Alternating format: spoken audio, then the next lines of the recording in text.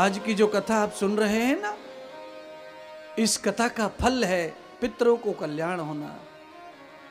ये नारद की और ब्रह्मा की कथा सुनने से, धुंधकारी की कथा सुनने से प्रेत भी मुक्त होता है, पितृ भी मुक्त होते हैं। ये कथा आज की अपने दुष्ट विचार रूपी प्रेत को मारने के लिए और अपने पूर्वज पितरों के कल्याण के लिए है। आज उनको समर्पित कथा होती है पहले दिन की।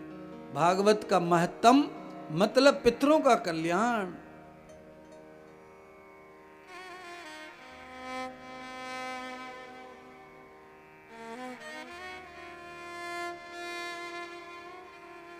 नारद जी को जाने नहीं दे रहे। सनकादिक ऋषि रोक लिया। नारद जी दुखी हैं। सनकादिक ऋषि को नारद समझा रहे हैं, मैं कैसे रुकूं? अदग्रहे त्वया कृतम असदन्न वेद दुःखय। एक दुख हो तो बताऊं, अनेक दुख मैंने पाल रखे हैं, मेरा कोई दुख नहीं है, मैं पूरी तरह फ्री हूं। पर पुत्र होने के नाते पिता की सुख की कामना करना मेरा फर्ज है और उसको मैं करने में असमर्थ हूं। ये बहुत बड़ी जिम्मेदारी, बोझ मेरे ऊपर है। जब तक मेरे पिता ब्रह्मा प्रसन्न नहीं हो जाते मेरी सेवाओं से, तब तक मैं किसी की सेवा स्वीकार नहीं करूंगा। अर्थात किसी के भी माता पिता दुखी हों, बीमार हों, परेशान हों, ऐसे पुत्र को घर में कहीं ब्याह में, शादी में, पार्टी में नहीं जाना चाहिए। अपने माता पिता की जब तक शांति न हो जाए तब तक कुछ दिन उसे सब छोड़कर माता पिता के ही लिए कार्य करते रहना चाहिए।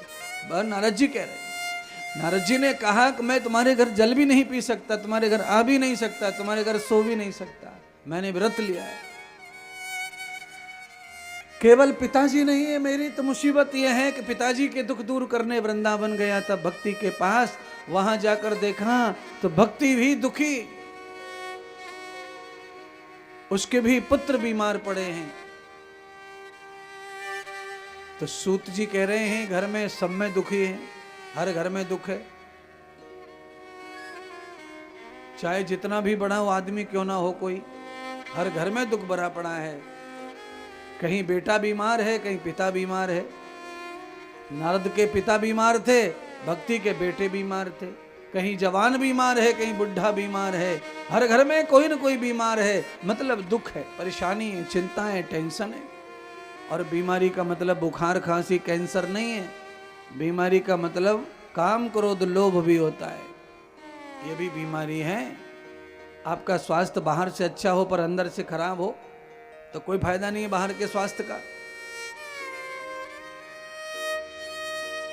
कामस्य लोभस्य तबरन्न पापः, क्योंकि काम और लोभ भी पाप का ही मूल है, दुख का मूल है। लोभ से पाप पैदा होता और पाप का फल दुख है। आपको किसी भी चीज का लोभ होगा उससे पाप ही आने वाला है, क्योंकि उसकी पूर्ति के लिए आप सत्य का पालन करेंगे थोड़ी देर, अगर वो नहीं मिला तो असत्य पालन करेंगे। असत्य का फल पाप है। और आपका लोभ पूरा हो न हो पर पाप तो हो ही जाएगा।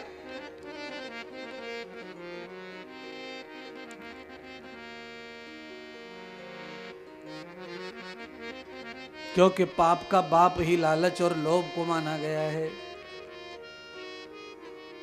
कोई कहे, आपसे पूछे